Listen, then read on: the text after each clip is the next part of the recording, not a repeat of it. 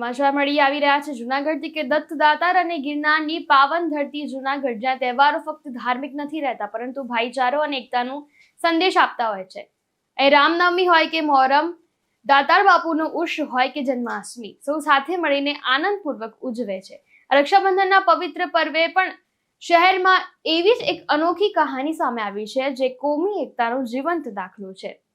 છેલ્લા 25 વર્ષથી જૂનાગઢમાં હિન્દુ બહેન ઇન્દિરાબેન નિમાવત પોતાના મુસ્લિમ ભાઈ મુન્નાભાઈ મનસરને રાખડી બાંધી રહી છે। આ ભાઈ બહેનનું બંધન લોહીથી નહીં, લાગણી અને માનથી બંધાયું છે।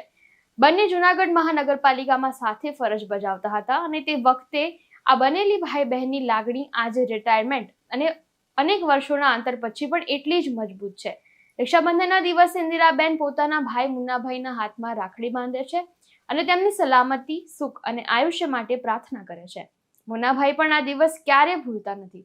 વર્ષોથી તેઓ પોતાની તમામ જવાબદારીઓ અને કામો એક તરફ મૂકી સૌપ્રથમ આ બહેનના ઘરે પહોંચે છે। આ વર્ષે તો તેમને મુંબઈ જવાની પણ યોજના હતી, પરંતુ રક્ષાબંધનના દિવસે તેઓ ખાસ ઇન્દિરાબહેન પાસે રાખડી બંધાવવા આવ્યા અને ત્યારબાદ મુસાફરી પર નીકળ્યા। તો ફક્ત ઇન્દિરાબહેન અને મુન્નાભાઈ જ નહીં, પરંતુ જૂનાગઢમાં અનેક ઘરોમાં હિન્દુ બહેન મુસ્લિમ ભાઈને રાખડી બાંધે છે અને મુસ્લિમ બહેન હિન્દુ ભાઈને રાખડી બાંધે છે। શહેરમાં ભાઈચારાની આ ભાવના જ જૂનાગઢની ઓળખ છે અને રક્ષાબંધનનો પવિત્ર પર્વ અહીં ધર્મની સીમાઓને પાર કરીને એક માનવીય લાગણીઓ અને ભાઈચારાના સંબંધોનું સત્ય સ્વરૂપ બની છે।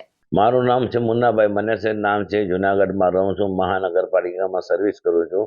હિન્દુ બેનથી મારી 1992થી સંબંધ છે મારા, ને રાખડી બંધાવવા આવું છું। એ પેલા બીજા ઠેકાણે રહેતા, ત્યાં બી હું જાતો યાદીથી, ને અહીંયા બી યાદીથી ખાસ મને યાદી જ હોય। રક્ષાબંધન આવે એટલે મારા ગમે એવા કામ હોય કે બહાર ગામ જવાનું તો હું બંધ કરી દઉં, આવું નહીં પ્રોગ્રામમાં। ને મારી બેનના ઘરે ખાસ હું આવું। મારી બેન મારાથી બહુ લાગણી રાખે છે, હમદર્દી રાખે છે, ને બહુ એને બી મજા આવે, મને બી બહુ મજા આવે। અમે ભાઈ બહેન છે ને કાંઈ હિન્દુ મુસ્લિમ જેવું અમારે કાંઈ એવું હોતું નથી, ને અમારે બહુ મજા આવે છે ને આનંદથી રહીએ છીએ। ને એની રાખડી બાંધીએ છીએ તો બહુ મજા આવે છે અમને, ને એને બી મજા આવે છે। ને ભાઈ બીજના દી બી હું આવું છું, સમજી ગયા ને। મને ખાસ બધા તહેવારમાં આવું છું ને મને ખાસ એ મારા અહીંયા બી આવે, હું એના ઘરે જાઉં।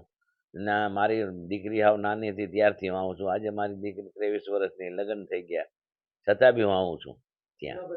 રક્ષાબંધનનો ભાઈ બહેનનો દિવસ છે, તમે આ રક્ષાબંધનનો તહેવાર ઉજવી અને કઈ રીતના જુઓ છો? રક્ષાબંધન છે ને એક બેન જ્યારે ભાઈને રાખડી બાંધે તો ભાઈની રક્ષા થાય, ને ભાઈ વિશે છે ને બેન છે ને પ્રાર્થના કરે, કોઈ આફત બલા મુસીબત બીમારીઓ આવે નહીં એવી બેન લઈને આવી લાગણી હોય। કાંઈ બી આપણને ઠોકર લાગે તો બેન આપણા માટે લાગણીથી દુઆ કરતા હોય, એટલે આપણું રક્ષણ થઈ જાય। આ કોમી એકતાનો એક તમારો સંદેશો છે, આખા દેશની અંદર એક આ તમારી વાત ફેલાવી છે, હિન્દુ મુસ્લિમ ભાઈ બહેન એક છે। આખા દેશને શું સંદેશો આપવા માંગો છો તમે? કે બધાને નેગેટિવ વિચાર મેલી દેવા જોઈએ, એને પોઝિટિવ વિચાર રાખવા જોઈએ, એને ભાઈચારો રાખવો જોઈએ। હિન્દુ મુસ્લિમ બધાએ માનવ જાત છે, આપણે માનવ જાત છીએ। આ ભગવાને આપણને પેદા કર્યા એક જ ફોર્મ્યુલામાંથી પેદા કર્યા છે, આપણને નોખી ફોર્મ્યુલા નથી, સમજી ગયા? એટલે આપણે બધાને એકબીજાથી લાગણી માનવ પ્રમાણે હોવી જ જોઈએ। મારું નામ ઇન્દિરાબેન મકનદાસ નિમાવત છે। હું નગરપાલિકામાં નોકરી કરું છું। મુન્નાભાઈ પણ નગરપાલિકામાં જ નોકરી કરે। જ્યારથી હું નોકરીમાં આવી ત્યારથી મુન્નાભાઈને હું ભાઈ બનાવ્યા છે અને હું રક્ષાબંધન ઉપર રાખડી બાંધવા બોલાવું છું એટલે તરત તે આવી જાય છે। જ્યારે હું નોકરી કરતી હતી ત્યારથી એને હું રાખડી લગભગ 25-30 વર્ષથી રાખડી બાંધું છું।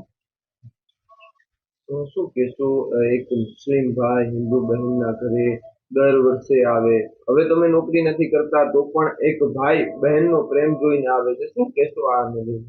હવે હું રિટાયર થઈ ગઈ છું તોય પણ રક્ષાબંધનને દિવસે મુન્નાભાઈ રાખડી બાંધવા અચૂક આવે છે। હું એને ફોન કરું કે ન કરું પણ એ મને સામેથી ફોન કરે છે। આ વખતે એને બોમ્બે જવાનું હતું 8 તારીખે, તોય પણ એને કેન્સલ કરી અને રાખડી બાંધવા આવ્યા છે। હું ખૂબ ખૂબ આનંદમાં આવી ગઈ છું અને ભગવાન એને બધી કામના પૂરું કરે એવી હું આશીર્વાદ પણ એને આપું છું। ખાસ કરીને એક સંદેશો લોકોને ભાઈચારાનો શું દે? હિન્દુ મુસ્લિમ એવું અમે કાંઈ રાખતા જ નથી. અમે ભાઈ બહેનની જેમ જ રહીએ છીએ ને આખી જિંદગી અમે ભાઈ બહેનની જેમ રહીએ ને અમારો અવનવો સંબંધ રહીએ એવી હું ભગવાનને પ્રાર્થના કરું છું. ચિરાગ રાજ્યગુરુ સાથે ચક્રવાત ન્યૂઝ જુનાગઢ.